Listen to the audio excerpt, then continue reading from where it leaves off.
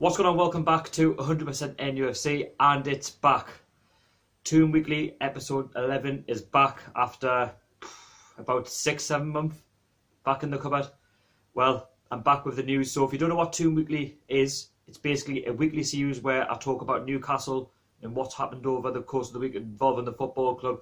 So any breaking news, transfers, it's going to come straight to you on 100% NUFC. I try and get other people on as best I can. The last time I had somebody on was Lee from Newcastle Fans TV, and that was way back in June, July time. So I'm going to try and get as many views on as possible to talk about the news involving Newcastle over the course of the week. And it's going to be better as well. So every time I speak and I talk about a topic, there will be a picture to explain so you know what I'm talking about.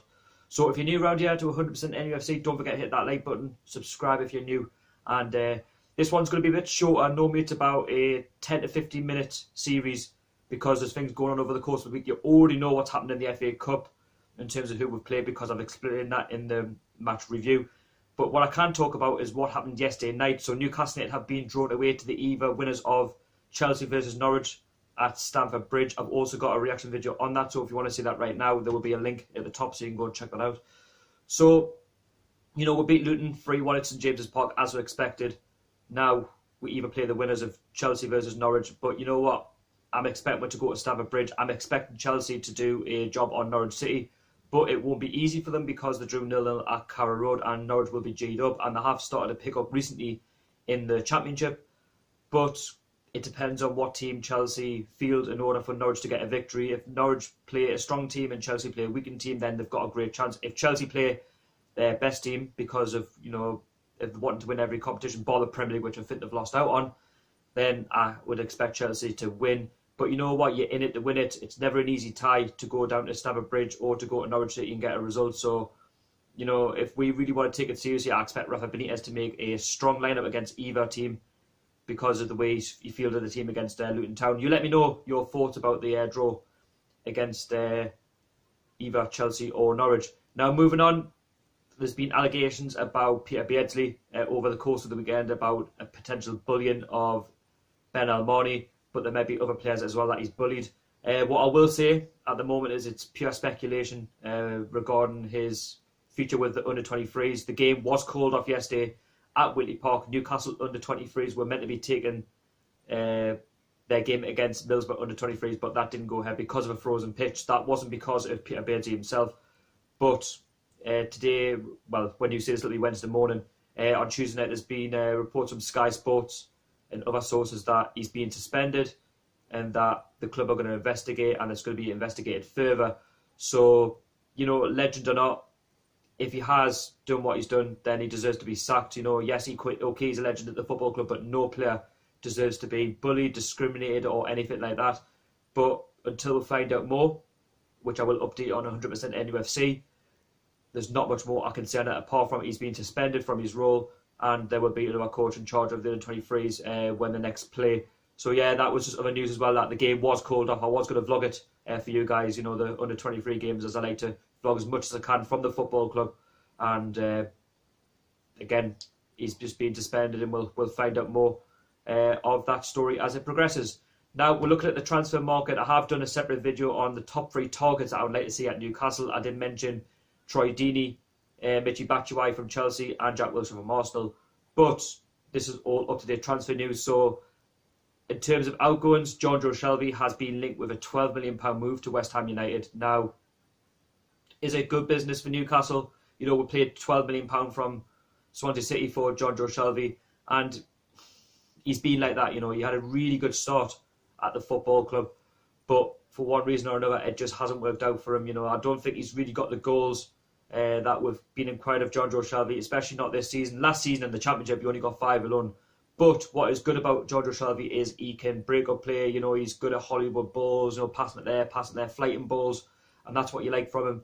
And he can be a real leader when he wants to be, but he's got a really bad side to him where, you know, he can get sent off through, you know, frustration.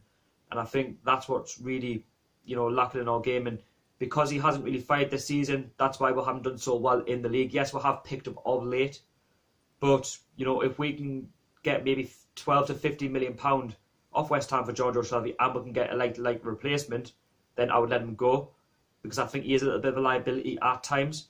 But if we can't sell him, then I think it would be best to sell him in the summer, because at the moment it's hard to know what Rafa Benitez's budget is for the football club because of the potential takeover of the football club, which I think will happen in the summer.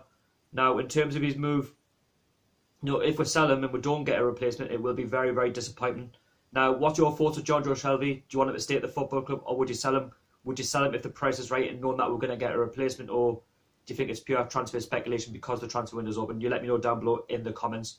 Now, talking of the transfer talk and talking of the potential takeover of the football club, there was meant to be talks over, well, especially October, November time, that Newcastle's going to be getting taken over by Amanda Staveley, and it was going to be taken over by Christmas.